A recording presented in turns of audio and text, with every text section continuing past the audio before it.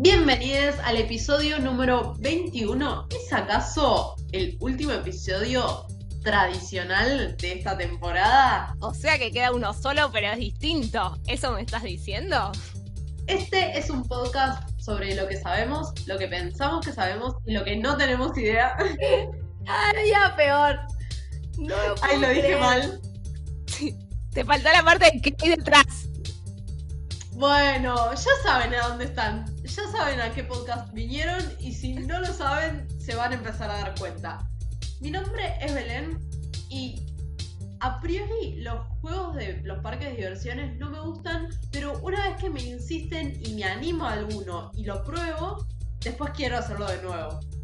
Mi nombre es Rocío, me pasa eso, y otra cosa que me pasa es que las bajadas en bicicleta me dan bastante miedo, pero también las disfruto un montón. Adhiero a ninguna de las dos, porque no me subo a esas cosas tipo... No me salió hoy, ya traté Montaña de decir rusa es la palabra. roller coaster. Gracias, sí. No me subo a montañas rusas y tampoco hago las bajadas en bicicleta, preferentemente, a menos que no haya ninguna opción.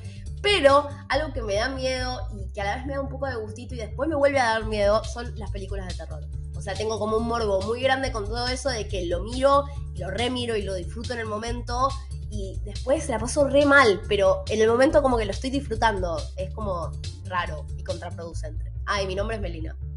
Muchos de ustedes estarán imaginando que vamos a hablar sobre miedo y dirán, bueno, pero ya tenemos un episodio de miedo, y es cierto, ya tuvimos un episodio sobre miedo, y recordarán que habíamos concluido, de cierta manera, que el miedo es un sentimiento adaptativo, si se quiere, y es recontra útil porque nos alerta sobre situaciones que podrían ser peligrosas. Entonces es como, bueno, ok, identifico la situación, tengo una sensación o un sentimiento de miedo, probablemente me vaya de ahí. Sin embargo, en ese episodio no habíamos dado una definición como muy clara sobre qué es el miedo y me pareció importante. En realidad la leí en el paper y me gustó, así que les quería contar en qué definición encuadran sus experimentos. Ellos proponen que el miedo es un sentimiento consciente y desagradable que uno tiene en presencia de una amenaza para el bienestar y que a menudo, pero que no siempre, va acompañado de comportamientos y reacciones defensivas fisiológicas. Y nosotras sabemos, porque lo estudiamos en la carrera, que, por ejemplo, algunas de estas reacciones fisiológicas tienen que ver con el aumento de adrenalina, que hace que aumente la frecuencia cardíaca, por ejemplo, y nos hace estar más en estados de alerta y preparados para una potencial huida si nos cruzamos un tigre en algún lado o algunas otras situaciones que pueden hacer que querramos irnos. Me encantó la definición. Tengo una pregunta para hacerte ahora, que en realidad es una pregunta Sí. del público que me está entrando por cucaracha.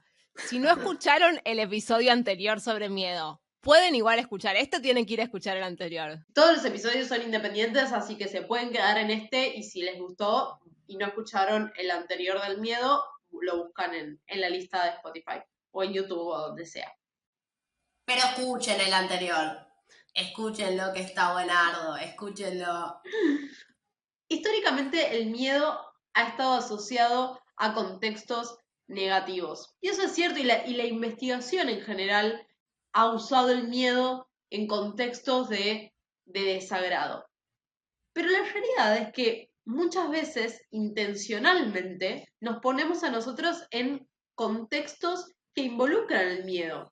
Y es como, bueno, ¿por qué harías eso? O sea, lo que comentábamos hace rato, ¿por qué te subirías a una montaña rusa que sabes que te va a fruncir partes del cuerpo? ¿Y por qué? ¿Por qué harías eso? Y de hecho, es algo que desde muy temprana edad se hace. El juego, por ejemplo, yo le voy a decir pilladita, pero ustedes le pueden decir mancha o captura. Ellos proponen o comentan, mejor dicho, que los juegos de captura entre una niña y su cuidadore son juegos que de alguna manera involucran una cosita de asustar y de sorpresa y de qué sé yo. Y es como, bueno, ¿por qué harías eso intencionalmente? Podría, y ellos proponen un nombre para esto, que es miedo recreacional. Es como ese miedo, esa cuota de miedo que está buena. Esta pregunta de cómo es que sacamos disfrute del miedo, ya se ha venido abordando quizás más desde la reflexión y no tanto de lo experimental, y obviamente hubieron millones de propuestas, incluyendo inclinaciones masoquistas y demás. Pero hay muy, muy poco hecho, por no decir casi nada, con experimentos que involucren a este tipo de miedo tan particular que es recreacional y que uno busca intencionalmente. Y cuando decís hay, es porque el trabajo este que nos vas a presentar es de hace poquito. Creo que es de noviembre de este año. Apa. Noviembre de este año es hace 2 semanas. Es súper, súper reciente, es de este año, si no me equivoco, octubre, septiembre, octubre, noviembre de este año. Y van a tratar de armar una nueva visión del estudio del miedo recreacional, en donde el miedo y el juego un poco se intercalan. A priori estoy bien predispuesta, me caen bien.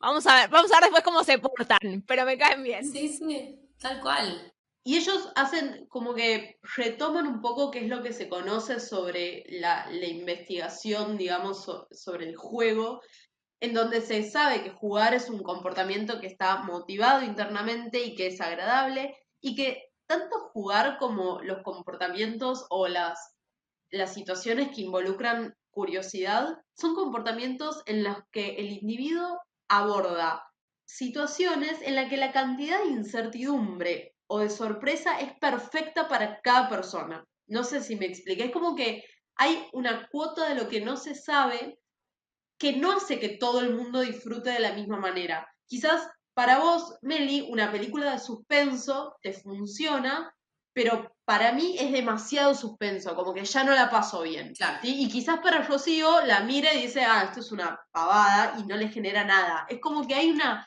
yo le diría una dosis óptima de sorpresa o de esa cosa que te hace que lo disfrutes. Sí, sí, cambia el momento del no juego más. Como hay un momento distinto en el que te cansás y decís basta. Exacto, y ese punto es un punto medio, porque si la incertidumbre o la sorpresa es demasiado baja, lo que te puede pasar es que esa experiencia o esa situación sea aburrida, no sea motivadora, y por el contrario, si es demasiada la cantidad de incertidumbre y es todo muy estresante y sorpresivo, se puede tornar algo demasiado caótico y que termine siendo algo desagradable. Entonces, la pregunta de este grupo de trabajo es intentar entender cómo se relaciona el miedo particularmente con la sensación de disfrute. Y lo primero que dicen es, bueno, ¿cómo hacemos esto en un laboratorio?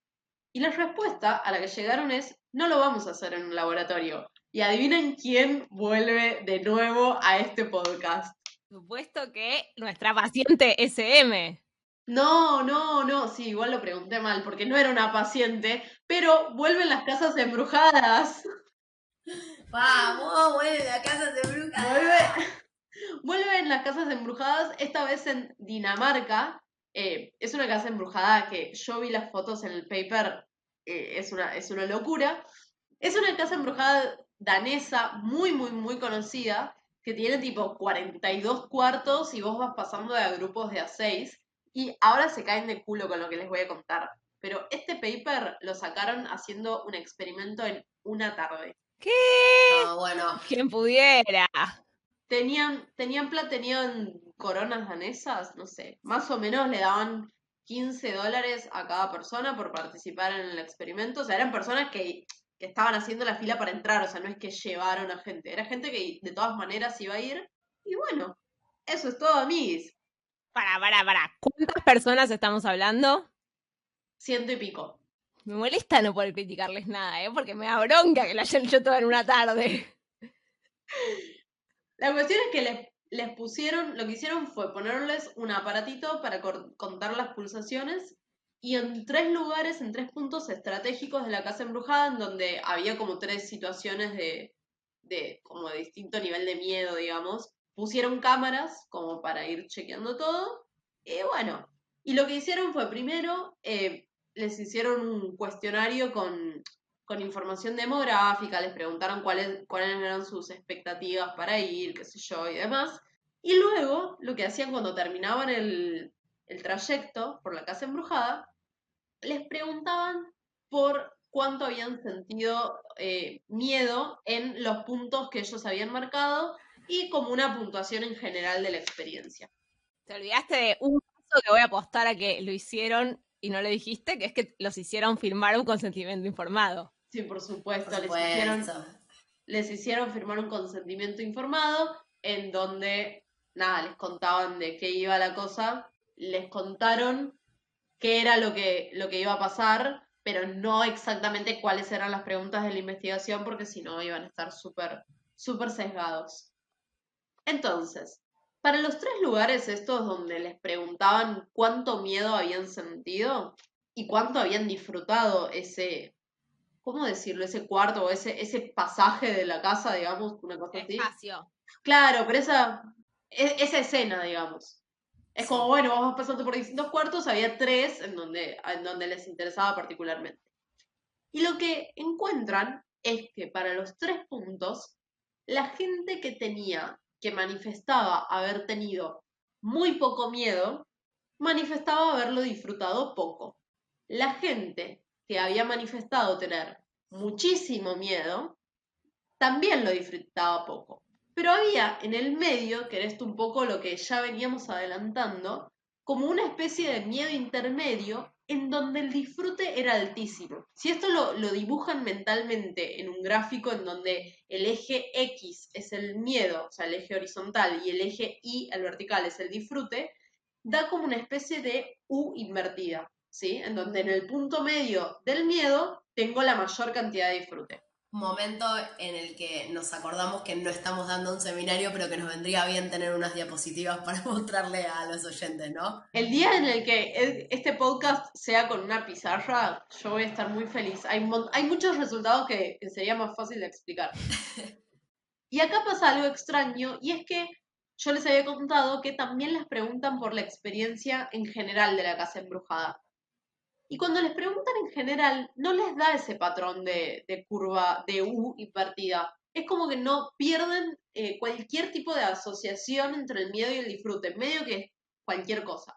Ok, pero la U invertida se daba en las 3 salas, se veía lo mismo, pero en el general no. Exacto. Y lo que ellos proponen es que quizás es más difícil juzgar con precisión una experiencia tan global, entonces como que no se hacen demasiado problema. Dicen, bueno, sí, es como la experiencia global fue muchísimo más que la suma de esos 3 cuartos. Primero porque había un montón de otros cuartos que no estaban evaluando y segundo porque hay un montón de factores más a considerar. Entonces puede ser que esto no te dé, listo, no pasa nada. Y yo les había contado también que las personas les habían puesto un sensor para medir la frecuencia cardíaca. ¿Por qué la frecuencia cardíaca? Bueno, porque está bastante estudiado que a mayor frecuencia cardíaca, mayor miedo en general, o mayor miedo manifestado por las personas. Pero hasta ahora no se había visto cómo eso estaba relacionado con el placer o con el disfrute. Entonces hacen lo mismo, para los 3 puntos lo que hacen es fijarse cuáles habían sido las pulsaciones de esas personas y cuánto miedo había dicho la persona que había sentido. Y en este caso ven, nada muy sorprendente, ven una relación lineal en donde a mayor frecuencia cardíaca las personas manifestaron tener más miedo. Perdón, Bel, una pregunta. El objetivo puntual de estos experimentos que hacen, porque hasta ahora siento que son todas, es obviamente todo con el diario del lunes, ¿no? Pero digo, como esto no se sabía todavía, ¿qué era lo que ellos querían reportar? No había, hasta ahora no había ninguna relación entre el miedo y el disfrute. Había cosas entre, qué sé yo, curiosidad y disfrute, otras situaciones en donde también la sorpresa estaba involucrada, pero no en miedo y disfrute, y mucho menos, quizás algo muy chiquito habrá habido, pero mucho menos en un contexto de no laboratorio. Y ellos les dan mucha importancia a esto, y ellos dicen, estas cosas se tienen que empezar, porque vos no podés, a ver, como que hay 3 opciones grandes acá. Una opción es hacerlo en el laboratorio, en donde es bastante poco creíble la situación de miedo real. La gente ya está en el laboratorio, no sabe que no le puede pasar nada ahí dentro. Por otro lado, vos no podés poner a la gente a hacer parkour en un acantilado, porque se te va a morir alguien. básicamente. Entonces, estos escenarios como intermedios, en donde hay algo de realista y hay algo de controlado, porque vos sabés que la persona adentro de la casa embrujada tampoco le va a pasar nada, es en donde dicen, acá es a donde hay que sacar los experimentos y hay que hacerlo porque es lo más natural o ecológico que podemos encontrar sin poner en riesgo la integridad física de las personas. Sí, y un poco pienso también que es aprovechar el conocimiento que construimos como humanidad, si se quiere. Digo, hubo muchísima gente laburando en diseñar esa casa embrujada para que tuviera un efecto realista sin ponerte en riesgo, sin... Entonces digo, si ya hubo gente que se rompió la cabeza para que eso saliera bien y funcionara, y ya lo probaron probablemente durante años, vieron que está funcionando, ¿por qué te pondrías a diseñar algo de cero que va a ser peor que eso indefectiblemente si ya existe eso? Me parece súper inteligente desde ese punto de vista. Exacto. Esta relación entre la frecuencia cardíaca y el miedo, en realidad yo no sé, no les conté en detalle el cálculo matemático, pero lo que están usando en la frecuencia cardíaca es algo así como el promedio del cambio de las fluctuaciones. O sea, cuánto te cambió el ritmo cardíaco en una escala temporal mayor a más o menos 10 segundos. O sea, cuánto se aceleró tu ritmo cardíaco en una ventana de 10-15 segundos. Tiene mucho más sentido eso, porque cuando vos dijiste lo de la relación lineal, digo, si bien hay parámetros normales, nuestras frecuencias cardíacas basales pueden ser distintas y eso te daría como mucho más ruido de alguna manera, porque por ahí, no sé, 100 pulsaciones por minuto en mí y 100 pulsaciones por minuto en vos significan cosas distintas respecto a cómo estamos en general. Entonces me parece que está bueno Tiene ese mucho ver el más cambio. sentido mirar el cambio. Ahora bien, quieren hacer lo mismo, pero viendo cuál es la relación entre esos cambios de pulsaciones y el disfrute que habían manifestado las personas. Entonces, cuando miran la relación entre estas fluctuaciones en la frecuencia cardíaca y el disfrute, ven que no encuentran ninguna relación. Y lo que hacen es ir a ver, en lugar de usar el cambio a esa escala que les había contado, en cambios de 10 segundos, 15 segundos, van a mirar las fluctuaciones, pero a pequeña escala, en términos mucho, o sea, de menor cantidad de segundos. ¿Cómo te cambió, pero más rápido? Y adivinen qué encontraron. Encontraron esa misma U invertida que había entre cuánto miedo habían sentido y cuánto disfrute habían sentido, ahora encuentran la misma U entre cambios de frecuencia cardíaca a una escala temporal cortita y el disfrute. A la gente que casi no le habían cambiado las pulsaciones, no disfrutaba mucho. A la gente a la que le había cambiado demasiado en muy poquito tiempo, tampoco disfrutaba mucho, pero había gente a la que le había cambiado de manera intermedia, digamos, esas pulsaciones, que era la misma gente que había reportado disfrutar muchísimo esos puntos en los que estaban viviendo. Entonces ahí está el link que obviamente es súper asociativo, porque acá esto no deja de ser un estudio observacional y un estudio de correlaciones. Sí, sí, no, tampoco están buscando establecer causalidad. O sea, No, y ahora, o sea, no elegí este trabajo particularmente por los resultados, sino por cómo son honestos y como muy críticos con lo que saben y por qué hicieron lo que hicieron. Porque, a ver, vamos a ser sinceros, no es que publicaron un paper que vaya a cambiar la historia, o sea, no es wow, qué sorprendente. Y obvio, también con el diario del lunes nos resulta bastante intuitivo o predecible. Al principio también les había contado que habían puesto cámaras de video en los 3 puntos estos donde estaban evaluando. Ellos tenían la idea original de intentar tomar alguna medida comportamental de la gente. Y se dieron cuenta que era un quilombo. O sea, literalmente dijeron, la verdad es que pusimos las cámaras, tomamos los datos, analizar esos datos fue un lío. No, nosotros no les creemos, a estos resultados no les creemos, fue un lío. Y ellos mismos dicen, pucha, lo que deberíamos haber hecho, por ejemplo, deberíamos habernos avivado y haberles puesto un acelerómetro a los participantes, que son unos aparatitos que miden, si querés, los podrían usar para medir el sobresalto de las personas. Entonces, ahí sí hubiese sido una medida mucho más certera y objetiva de un cambio conductual, si se quiere, de las personas que estaban en la casa embrujada. Sí, independiente de preguntárselos, ¿no? Porque en realidad también les preguntan. Pero estaría bueno tener algo que sea independiente de su opinión, como algo Exacto, o sea, aparte. el chiste de las cámaras era cotejar si lo que las personas reportaban, ya sea sobre el miedo o sobre el disfrute, se condecía con lo que se veía en las cámaras. Y ellos mismos discuten que, en general, identificar miedo es fácil, pero identificar disfrute no es tan fácil. Es una de las emociones más difíciles de identificar en la otra persona. Entonces, medio que era una maniobra destinada al fracaso, lo de las cámaras. Y mucho menos un disfrute asociado al miedo. Porque digo, una sonrisa, está viendo una peli linda, ok, es fácil de reconocer, pero la estoy pasando bien porque la estoy pasando mal, tipo, no sé qué cara se pone cuando haces eso.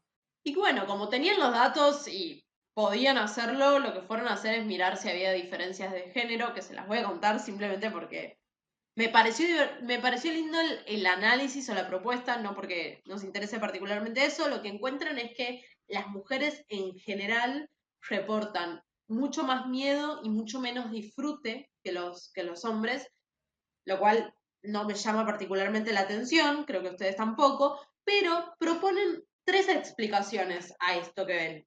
Por ejemplo, dicen que socialmente está, para los hombres está mucho más condenado manifestar el miedo y que también están más acostumbrados a formas de juego que involucran este tipo de, Sí. como de adrenalina, si se quiere, que la segunda posible explicación obviamente no son excluyentes, digo, son cosas que van tirando que pueden dar cuenta de, eso, de esa diferencia que vieron. Comentan que los hombres en general participan en formas más peligrosas de comportamiento en general y que quizás haya una especie de habituación y más tolerancia a ese tipo de situaciones. Y por otro lado, es que sistemáticamente en muchos otros estudios se ve que los hombres informan mayor gusto por estas formas de entretenimiento, que era lo que comentábamos antes. ¿Puedo proporcionar una cuarta?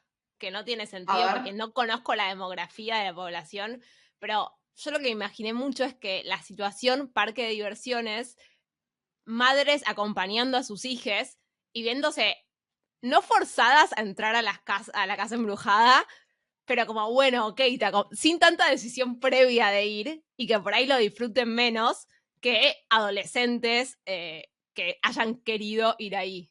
sí, pero son todos mayores de edad, así que no. Y pero, no importa, Sí, digo, sí, sí, puede ser que algunas hayan caído en el estudio y que no hayan ido con su grupo de amigos, por ejemplo. claro, eso digo. Podríamos mirarlo, pero me parece más divertido No, dejarlo no. en la especulación. Y se toman, es muy divertido el paper porque se toman muy en serio lo del lugar. O sea, no es un chiste, no les parece un chiste que estén haciendo un experimento en una casa embrujada. Les parece realmente que es la manera de hacer estos experimentos y que hay que empezar a buscar estos contextos en donde es algo intermedio entre lo mejor que podrías tener, pero a su vez lo más seguro. Y ahora viene la parte de la discusión que ellos proponen en su trabajo, que para quienes no leyeron nunca directamente un paper, en la discusión, además de volver a retomar tus hallazgos y de agrandarte un poco sobre lo que encontraste, se espera que puedas, por ejemplo, enmarcarlo en el conocimiento que ya existía, diciendo, por ejemplo, si va en línea con lo que ya sabías, si va en contra, si encontraste otra cosa, y sobre todo, y esta parte es muy importante, que expliques cuáles son las limitaciones de tus experimentos, hasta dónde podés afirmar tus resultados y hasta dónde los podés extrapolar a otras situaciones. Y ellos dicen Es muy gracioso. Hay un párrafo entero en el que se quejan del quilombo que fue hacer este experimento. O sea, no perdían, no Fue encontraban, un día, qué hincha pelo. O sea, dale, amigo, pero no te costaba nada. según ellos era mucho lío, o sea, la gente no devolvía los cuestionarios, perdieron un montón de datos porque la gente no, como que no hacía lo que tenía que hacer, les pedías que contestara cosas y no sé, había que andar persiguiendo a la gente por todos lados. Convengamos que trabajar con personas suele ser así. Digo, Sí, sí. es frecuente que pase Obvio. eso. Pero de ahí a quejarte cuando lo lograste hacer todo en una tarde. Yo no lo puedo creer, realmente me indigna, me indigna. Ay, no se están comportando como si estuviera súper claro cómo es hacer un experimento, no están haciendo exactamente lo que yo quiero. Dale, loco. Lo otro que admiten ellos que medio que fue un pifie de ellos es que los sensores con los que les medían frecuencia cardíaca, la gente transpiraba mucho y se despegaban. Y que deberían haberlos pegado mejor, y que la gente se chocaba, entonces los aparatos a veces fallaban. ¿Saben cuál es mi respuesta a eso? Podrían haber vuelto al día siguiente y repetir el experimento por las dudas. Si cambiaban eso y era igual de fácil, tenían el doble de N y los datos eran más confiables. Chicos, un fin de semana les costaba, un fin de semana. Quizás no tenían más coronas danesas para darle a la gente. No, y el análisis, digo, tomar los datos es fácil, analizarlo no tanto. No, ya sé, pero seguro que los datos de la segunda vez eran más confiables que la primera. O sea, obvio que me quedaba con los de la segunda y va, y si no. Igual, no sé, la verdad es que me lo comí, no sé si quizás hicieron un piloto antes y yo no lo leí. Un piloto de 5 meses. Fueron ellos. Ahora, Sí. Excursión del lago a la casa embrujada y bueno, después ya tomaron datos. ellos son muy cautos con cuáles son las conclusiones de sus experimentos. Por ejemplo, dicen explícitamente que ellos no saben y no está claro, porque no lo hicieron claramente, si lo que encontraron, esta especie de U invertida entre cuánto miedo sentís y cuánto vas a disfrutar, si se puede generalizar a otras formas de miedo recreativo, como películas o libros de terror, o practicar deportes extremos, o subirse a una montaña rusa. O sea, ellos lo que tienen está hecho para una casa embrujada de un parque de diversiones. Punto. Y son muy conscientes de eso. Ahí están ya arando el terreno para el año que viene sacar el trabajo de fuimos a un cine a ver la última película de terror y le repartimos sensores a la Y gente. fuimos un solo día y publicamos con esto. Lo que tampoco saben y que les parece, ellos vuelven, retoman esto de qué es lo que pasa en la infancia, porque también eso es una conducta que ya está descrita, o sea, evidentemente esta especie de placer con ese sentimiento como de miedo, de un poquito de miedo, es algo que pasa durante la infancia y ellos obviamente no pueden saber si esto que encontraron es lo mismo que ocurre en la infancia, porque lo hicieron con una muestra de gente que no tiene esa edad. Y y acá se vuelven a quejar de que tuvieron que tirar los datos de las cámaras de video porque era muy difícil. Esta gente me indigna, tipo, me dan ganas, como que me sale de adentro como, vayan a laburar, dale, loco. No, yo los quiero A un mí me poco. sale mandarles el CV, honestamente. Entonces, los resultados de este estudio, quizás lo que proponen ellos es que pueden ser un puntapié inicial para ayudar a entender lo que en el campo se conoce como la paradoja del miedo y cómo el miedo y el disfrute bajo ciertas circunstancias pueden coexistir y que hay que ir migrando un poco del miedo como únicamente una sensación negativa y que a lo sumo nos sirve para rajar de situaciones peligrosas y empezar a ver qué pasa cuando posibilitan otras emociones, como en este caso el placer o el disfrute. Y que hay que aprovechar los sets, que es lo que decía Rocío, hay que aprovechar esas situaciones y esos contextos que están disponibles y que están armados para salir del laboratorio, que no siempre es representativo de lo que pasa normalmente, e ir tratando de buscar las condiciones que se adecúen mejor a las preguntas nuevas que están surgiendo, como esta, las preguntas del miedo recreacional no son, al menos en el campo experimental, no son tan viejas. Entonces hay un poco que ver si lo que se hizo históricamente se adecúa de la mejor manera para responder estas nuevas preguntas que van surgiendo. Acaba de terminar el último capítulo de la temporada, o el último capítulo normal. ¿No querés contar algo más, Bel? Algo así rápido. Suenen los violines del Titanic. Una anécdota, algún chiste, algo. No sé si puedo manejar esta situación. Puedo expresar, ya podemos hacer deseos de fin de año o esas cosas, No, pero Uy, algo no. lo voy a hacer igual. Algo que no sé si todos nuestros escuchantes saben es que todos los episodios de la primera temporada que salieron fueron grabados con el Meet, o sea, por videollamada, porque bueno, pandemia y todas esas cosas.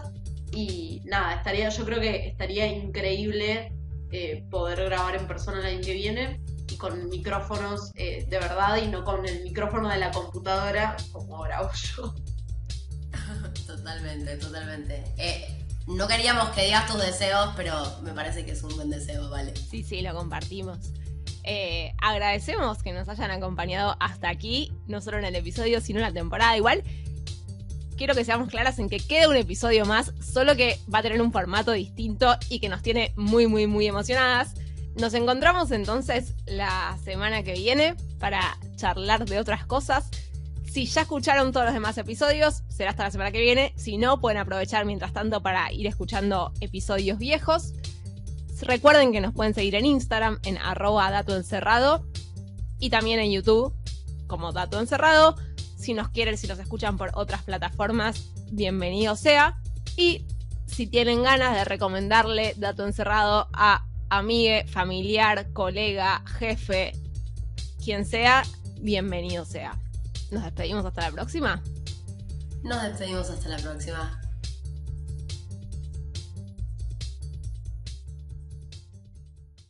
Perdón, es re algo con los animales también, ¿no? Con las mascotas, tipo los gatos, los perros re juegan al miedo. No tengo la más pálida idea, pero... Sí, perdón, claro, o sea, tal vez... Fuente. No estoy hablando muy científicamente, pero lo que digo, claro, fuente es yo y mi experiencia personal, pero los animales juegan un montón y parece, o sea, se asustan realmente, pero después te vienen a buscar para que les sigas jugando, digamos, con cosas como, no sé, ¿no? Me parece. Oyentes, por favor, denme la derecha en esta... Si esto fuera en vivo, tendríamos un chat y la gente diciendo, sí, Meli, mi gatito hace tal cosa y cosas así. Gracias.